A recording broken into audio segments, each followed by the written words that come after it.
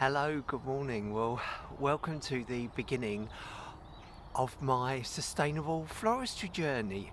And I'm starting today down at the local graveyard, which isn't a very great place to start. But I suppose it's because when I come down here, there's a lot of plastic down here and a lot of dead flowers. And it's a sad, there's a lot of sadness here, and it sort of kind of feels like it's an appropriate place to begin, really. Yeah, my journey into sustainable floristry, which would like to share with you. And originally, I was going to sort of talking about mechanics and moss and chicken wire and all that sort of stuff. That's sort of the way that sustainable floristry is framed, I think. But there were when I was coming down here, I heard a voice in my head saying, "You can't do this. You're not good enough." And so there's a lot of buzz at the moment about mindset and stuff. And for my journey, if I've got this thing going on in my head telling me that I can't do it, all the learning, all the knowledge, all the techniques are a waste of time. I'm not going to do it if I'm carrying around all this negativity in my head. So I think a part of the, the sustainable bit of it is going up against the negativity or going beyond the negativity, telling me that I can't do it. So I think that is something that I would like to look at in this. And what else was there? Yeah, just about creativity and inspiration. It's that it,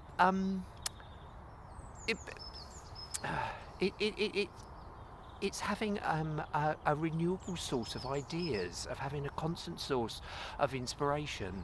And it's a lovely, beautiful, frosty morning here, so couldn't this be the beginning of a design? So yeah, so I want to look at that, about creative inspiration, about where my source of inspiration comes from for sustainable floral design.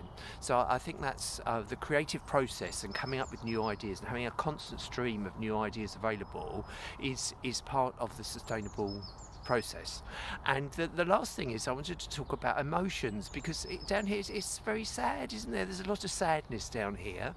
I project, and that a lot of floristry courses focus on sort of weddings and happy occasions, and as part of my creative process, surely you have to embrace the whole range of emotions and feelings, not just oh, happy, happy, happy. Oh, it's all well, life's wonderful.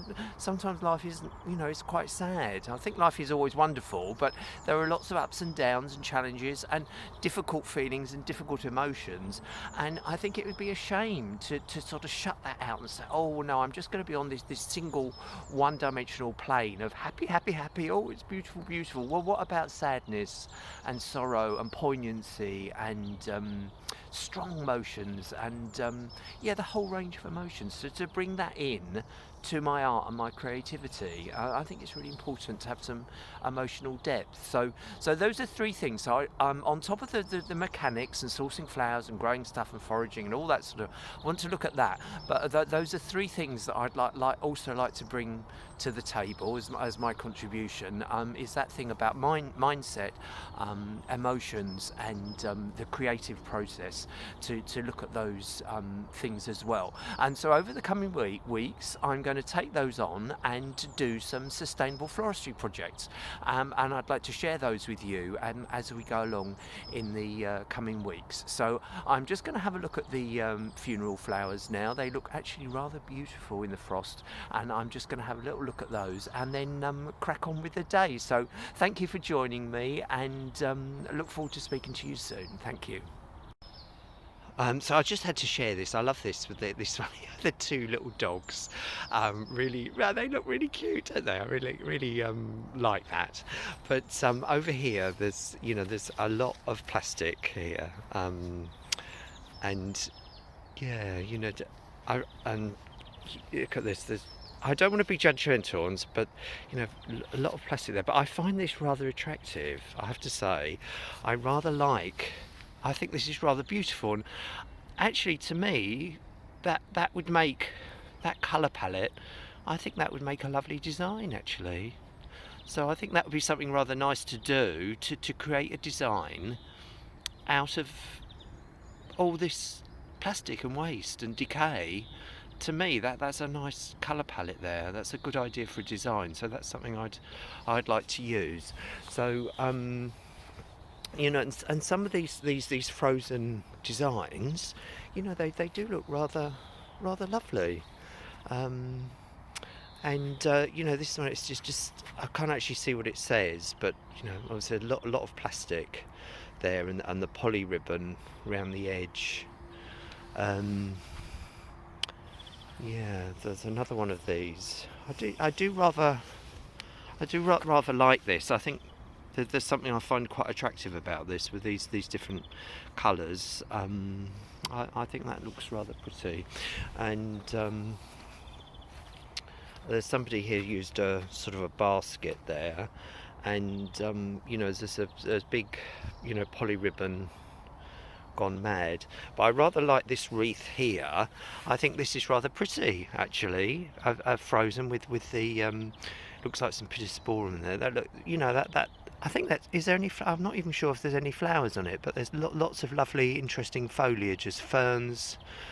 There I can see, and just a few flowers. I think that is rather gorgeous. I rather like that, and I think just as it is decaying, I think that looks rather pretty.